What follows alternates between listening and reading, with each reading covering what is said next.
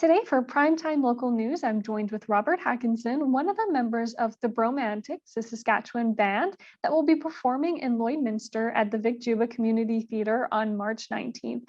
And we're going to talk a little bit about their show coming up. So thank you so much, Robert, for joining me here today.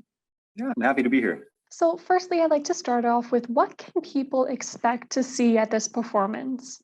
What can you expect to see at a romantic show? That's a great question, actually. The 1950s. Like we're a complete authentic tribute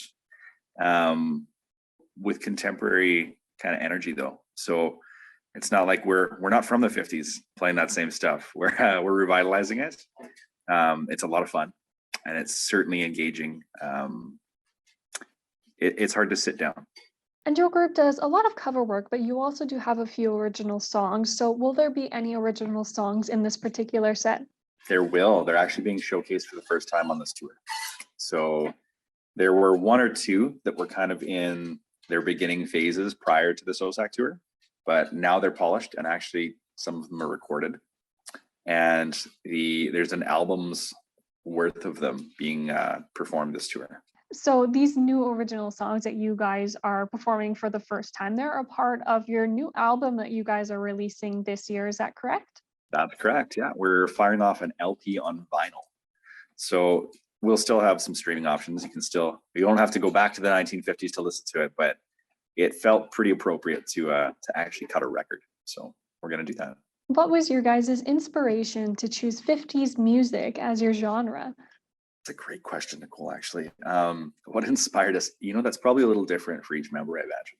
So, for example, Greg Gower is our keys player. He's the oldest member in the group.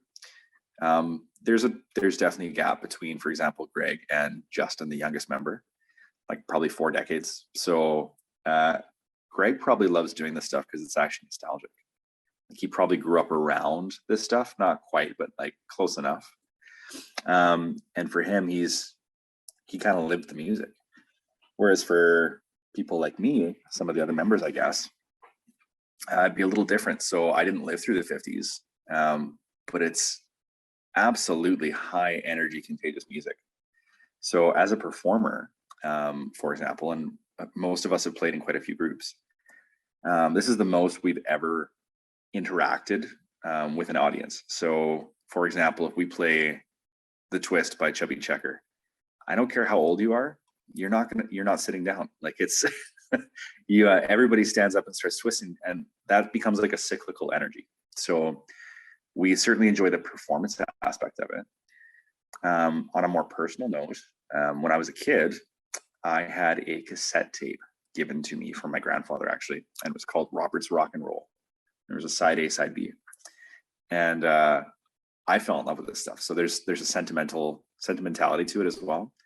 I'd put side A on, for example, and it'd be full of like Buddy Holly and the Coasters and the Drifters, and I'd fall asleep to this stuff every night. And then the next night I'd flip over to side B and play it through and fall asleep to that. As we know, the pandemic has affected the arts in such a big way. So what's it like to be able to tour again and perform live after such a long time not being able to? Oh, it's incredible. It's absolutely incredible. When we had booked this OSAC tour, it was leading right into the pandemic. Like we showcased in 2019. And so the dates were all scheduled for 2020. So we were on kind of a climactic bit of a momentum where things were about to kick off. And then right as they were, everything shut down. So feeling very deflated. So for this to finally be coming to fruition, it's kind of a great way to kickstart us back in. So a bit of a window opened, I guess, when a door was closed. It seemed as though it was deflating then, but it's been a great opportunity that many other bands don't have to get back into the swing of things. We're kicking it off pretty hard, right? So. And is there anything else that you would like to add about the performance coming up? Anything in particular for Vic Juba? You know what? We haven't been there yet. So hopefully we're looking forward to seeing a whole new group of Bromantics. We'd love to create a new fan base out that way. So we hope you come out and support the arts, and we'd love to dance with you guys, twist the night away.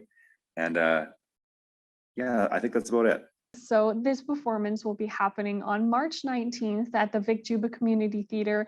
And if you are interested, their tickets can be found at thevicjubatheatre.ca. And thank you again, Robert, for coming on and sharing a little bit more about your band and what will be going on at this performance. No worries, Nicole. Thanks for having me. Do you love me?